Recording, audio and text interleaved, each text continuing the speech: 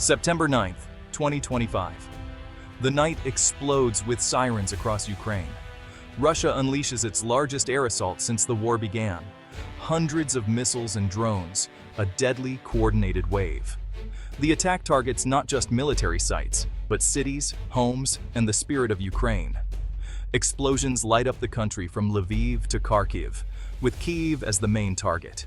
Odessa and Dnipro are also hit hard.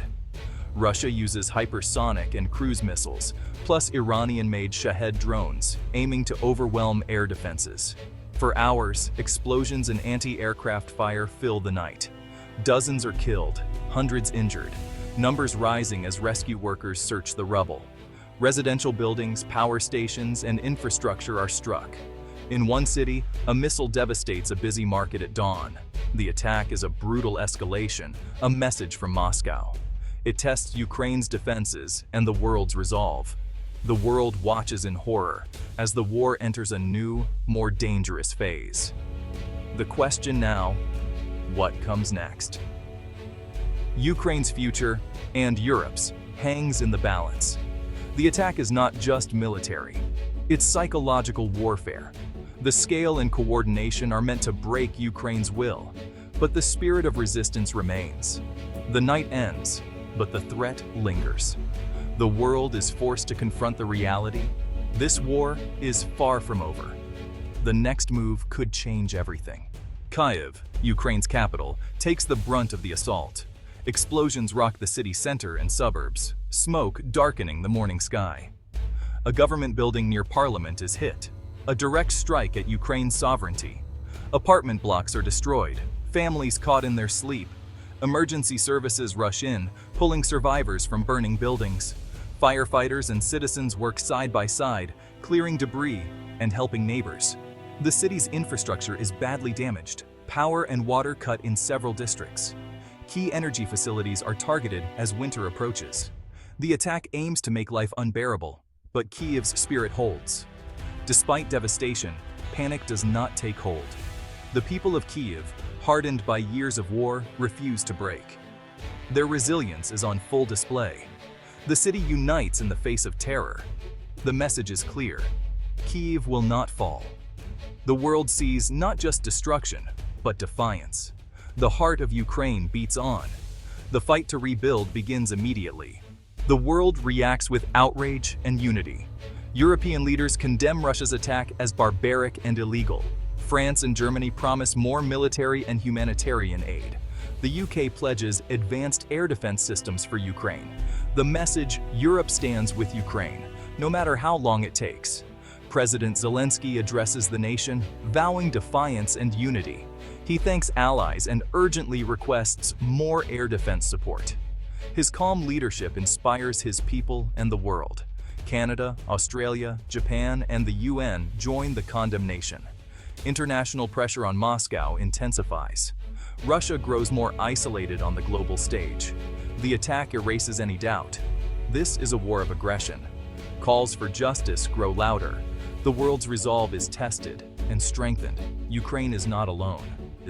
Ukraine's military refuses to back down. Air defense crews work non-stop, repairing and reloading systems. Commanders analyze Russian strike patterns, adapting defenses. The government accelerates delivery of new weapons, focusing on advanced air defense. Zelensky's pleas for help are urgent. Lives depend on it. Volunteers clear rubble, donate blood, and support the wounded. National unity is stronger than ever. The Kremlin's strategy to break Ukraine's will is failing. The people's resilience is a weapon in itself. The government repairs power grids, distributes generators, and prepares for winter. Each attack teaches new lessons. Responses grow more efficient. Ukraine adapts, determined to defend its freedom. The military and civilians work as one. The enemy is strong, but Ukraine's resolve is stronger. The world witnesses a nation refusing to surrender. Every day, Ukraine grows more organized and resilient. The fight is for survival and for victory. The message: Ukraine will endure. In the US, former President Trump weighs in. He condemns Russia's attack and promises, if elected, unprecedented sanctions. Trump criticizes current policies, claiming weakness has invited aggression. He pledges peace through strength and overwhelming economic pressure on Russia. His approach crippled Russia's war machine with sanctions no one has ever seen. Details are vague, but the message is clear. Trump would escalate economic warfare. He links foreign policy to domestic priorities, promising a swift end to the war benefits America. America first remains his rallying cry. Trump's stance pressures the current administration and warns the Kremlin. His message appeals to his base strong leadership abroad, focus at home. The world takes note. U.S. policy could shift dramatically.